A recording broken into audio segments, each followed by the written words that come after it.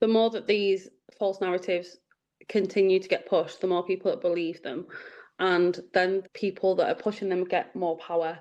And if they get more power, then human rights start to get stripped. And if they're targeting marginalised communities, once that marginalised community is gone, they'll find somebody else to target. So it doesn't just start with one and stop. It starts with one and then it's a continuum until they have the world that they think is ideal.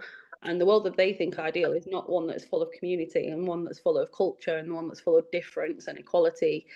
And it's complete opposite of that. And some of them might not even ever believe that. They just do it because they're getting paid by billionaires to push this narrative. And Nigel Farage, for example, his wife is not from the UK. His children have both got foreign passports. He's got businesses in offshore accounts. So he can't be that angry at people that are not from the UK, realistically, in his core. However, money speaks, and therefore he will target the minority communities because he's getting paid to do. I'm not saying that he's a good guy by any means, but what is on paper doesn't make sense.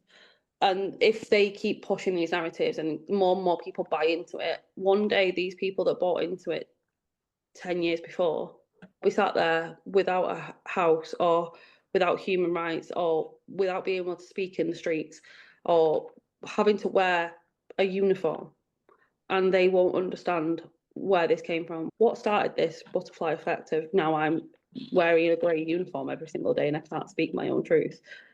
And it'll be the start of this basically is the start of, if it continues down that trajectory, it's going to lead to a lot of rights being restricted, not just for marginalised communities, for everybody.